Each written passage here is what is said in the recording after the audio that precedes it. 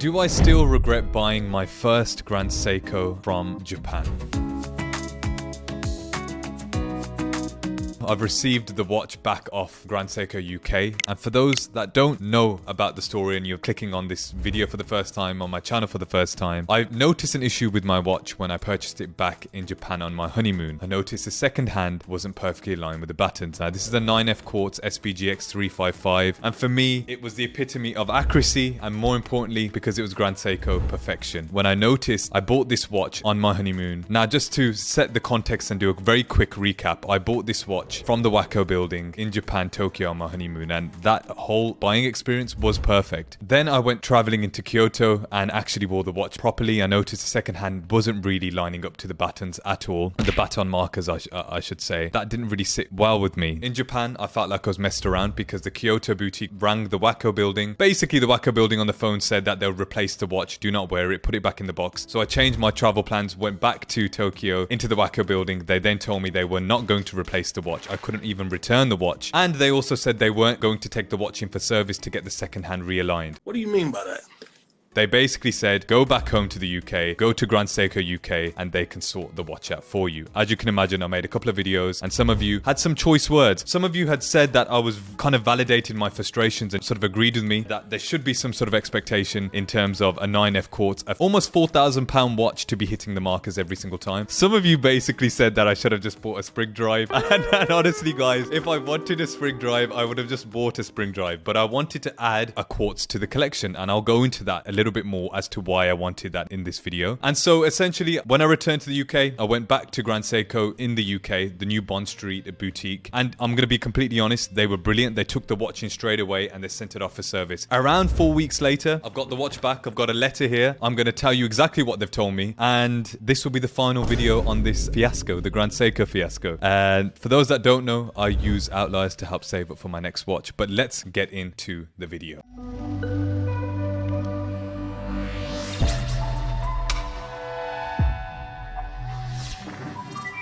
So as I mentioned, if you've been following this story, you know that this watch means a lot to me. I bought it in Japan on my honeymoon from the Wacko boutique, which is essentially where Seiko originated and started. It should have been perfect, but pretty quickly I noticed that something wasn't right. Now, when you notice a second hand, it doesn't hit the marker, it's something you can't unsee. And for me, that second hand, the tempered blue second hand, was one of the main reasons why I bought the watch in the first place. It is such a beautiful second hand, especially when the backdrop is that beautiful white snowflake dial. It is such a beautiful contrasting color, but when it's not aligned properly, it's something you noticed every single time you look at the watch. And so as I mentioned, the whole issue I had with Japan is separate. This is now focusing on me taking it to Grand Seiko UK. Initially, the conversation that I had with the boutique didn't sit quite well with me. They said that there's a potential that the watch was within tolerance, even though it didn't hit the mark at all. Any of the marks, by the way. I didn't really know whether they were going to fix the watch or not. I have to say, as soon as they took it in for service, they were absolutely brilliant. Clear emails, I think 5 days from taking the watch in, and they basically told me what they were going to do. Very, very clear. And around that 4-week mark, my watch was ready to collect. I got the watch back, and I want to read this letter out to you because I think it's really important for all of you guys that are invested in this story to understand where Grand Seiko sit with this story and where they are.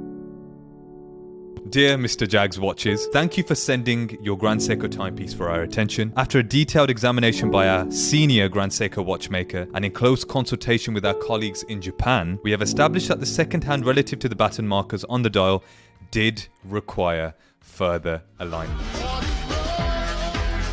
It was, in fact, out of tolerance. Wait a minute! Why in Japan they didn't pick up on this and agree with me, I do not know. And why I was made to feel like potentially I was the issue in this, I do not know. But Grand Seiko UK certainly agreed with my stance that it was certainly out of tolerance. Now, Grand Seiko Japan take the fact that an imperfect timepiece was allowed to ship from the studio very seriously and will follow up and discuss with their quality assurance and other relevant departments. Great to hear, because so many of you were thinking about buying a 9F Quartz watch, and in the comments have said second thoughts now. I don't know whether I should do that or not. Just check the second hands, have a conversation with the person in the boutique regarding that, because it's clear that Grand Seiko UK feel that it should be hitting the mark. Maybe not every single time, but it certainly should not be missing the mark every single time. In the light of the above, we have undertaken to replace and realign the second hand as per company policy. Whilst in our care, we've also fitted a new battery, resealed your timepiece, and have also tested the accuracy of the movement as a precaution. Your SBGX 355G is now operating comfortably within Grand Seiko standard, and we hope that you will continue to wear it for many years to come. Now, will I do that? We'll discuss that in just a second. We trust that this course of action meets your approval, and we now return the Grand Seiko timepiece to you. First thing I want to say is there's a stark difference between Grand Seiko UK and Grand Seiko Japan as far as I'm concerned in terms of my experience, because Grand Seiko Japan, especially the Wacko building, felt like they just wanted to get rid of me out of the boutique, and they just wanted to almost pass on this problem to Grand Seiko UK. It's pretty difficult to put into words how disgusted I am, how depressed I am. I think Grand Seiko UK have dealt with the problem brilliantly, very quickly, and very clearly as well. They sort of explained what steps they were taking. The emails that came out with regards to the service, really, really clear. So essentially, guys, they confirmed it wasn't within tolerance, and they realigned the second hand. And so finally, guys, my Grand Seiko hits the mark perfectly every single time. And look, honestly, guys, here's the reveal. The difference is staggering and immediate for someone like me who bought this watch for the purposes of it being, as I mentioned, the epitome of perfection and accuracy. Now, I've never had an issue with the accuracy, and we'll go into the movement in just a second, but now that the second hand hits perfectly every single marker, every single time, it's exactly what I expected from the timepiece in the first place from day one. Now this question becomes, was it all worth it? And how does the watch feel now that the second hand has been perfectly aligned? But before I get to that, I just want to say a huge thank you to today's sponsor. Save time, make money, and start winning with less risk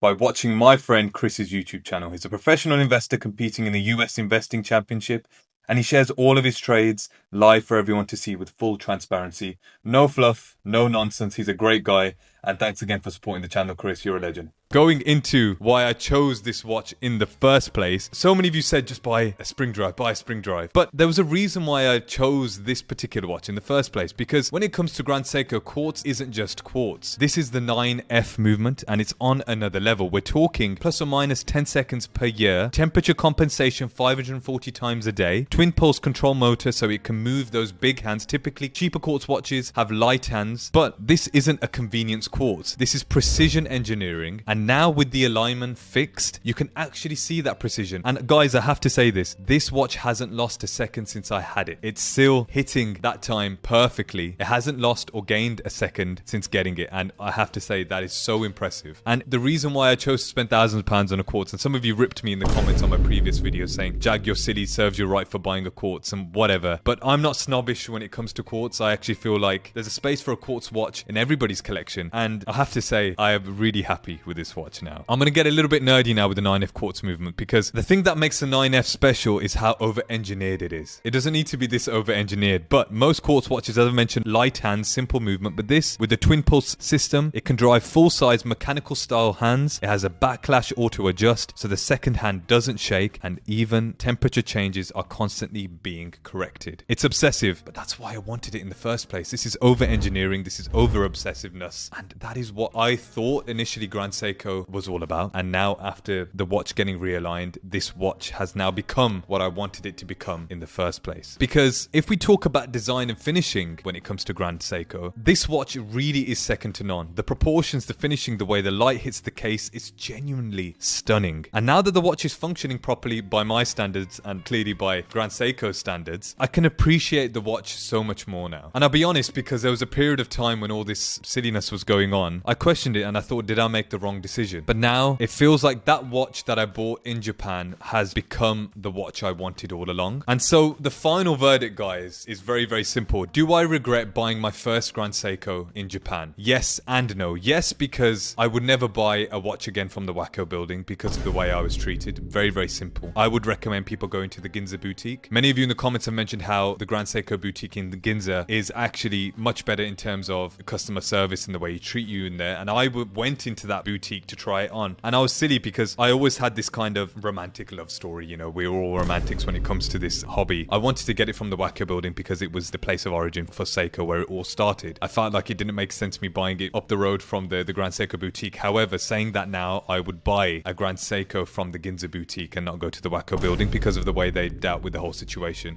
Yes, I still do regret buying it in Japan, but no, because it was my honeymoon and there's now a whole story attached with the channel. It's turned out to become the watch I've always wanted. Even with its imperfections, right? The bracelet, not many people like a Grand Seiko bracelet. I didn't like the polishing initially on this bracelet, but I've grown to like it. Even the clasp, it being so thin, you expect a better clasp, but there are advantages that come with a thin clasp. It's so comfortable on the wrist. Sometimes a bulky clasp can feel uncomfortable. I absolutely love the color and the hue of this titanium as well. Grand Seiko's titanium compared to my No Time to Die Seamaster, it has this beautiful hue, this sort of gunmetal radiance to it, which I absolutely love. The dial is the most beautiful dial in my collection without doubt. The applied indices, the Grand Seiko blue logo, and that tempered blue seconds hand. Guys, I'm so happy it's become the watch I wanted it to become in the first place. Look, the bottom line is now I'm going to wear this properly now for the next few months without having to worry about whether I'm going to return it or not. I can actually really wear it without, you know, having that worry at the back of my mind. I'm going to live with it. I'm going to test out that bracelet. I'm going to test out that clasp because I know that's a whole conversation on its own. And I'll do a 3-month update on this channel for you guys. But for now, I really do feel like I've fallen in love back with this watch. Thank you to Grand Seiko UK for dealing with the issue so professionally, and I guess how you would expect it to be have dealt with initially in Japan. Even if they didn't replace the watch, even if they didn't allow me to return the watch, they should have at least taken the watch in as Grand Seiko UK have done to get it realigned and just shipped it out back to me. That in itself wouldn't have been an ideal situation, but at least they would have fixed the situation and dealt with the problem, and I would have had my perfect watch. Because when you're spending £4,000, you expect it to be a perfect watch. But look guys, it's now perfect. I'm extremely happy with it. I've been wearing it now for about 3 or 4 days non-stop, and it's just a beautiful watch, guys. Honestly, like, some of you I think mistook my first 2 videos for Grand Seiko hate. I've never ever hated the brand. I think me putting down thousands of pounds in the first place is a testament to that. I would have never spent that amount of money if I didn't believe in a brand or didn't want to buy a product from a brand that I believed in. I just feel the customer service did the brand a disservice. I think Grand Seiko UK has almost redeemed that whole perception I had on the brand. This letter is a testament to that. It did not meet the quality expectations and assurance of Grand Seiko UK. And I'm glad that I've made these videos because I hope none of you are in this position again. You have every right to take this watch back if you're not happy with it. It should hit the marker at least 95% of the time, and thankfully mine now hits the marker every single time. I've got a highly accurate, beautiful quartz watch in the collection. I'm going to enjoy it. I want to say a huge thank you to every single one of you because in the initial video I posted, I didn't know whether I was being OCD weirdo about it all. You validated my concerns and you empowered me actually to take action, and so I hope this video also serves that purpose for those of you that are going to buy a Grand Seiko in Japan. Be careful of the Waco building. I'm sorry, I have to be honest. They dealt with me terribly. Go to the Ginza boutique in Japan, and I hope my videos haven't deterred you from buying a Grand Seiko because there's a reason I wanted to buy one in the first place. They are truly remarkable watches. The finishing and dial work and accuracy and now alignment is second to none, and I'm going to live with this watch now for the 3 months and let's see how I feel. I would love to give you an update on that as well. Thank you so much for the support, guys, on this sort of series of videos. I'm glad for both of our sakes it's come to an end. If you've enjoyed the video, please do like, subscribe and hit the bell icon. I've been Jag from Jags Watches, and I'll see you in the next one. Peace.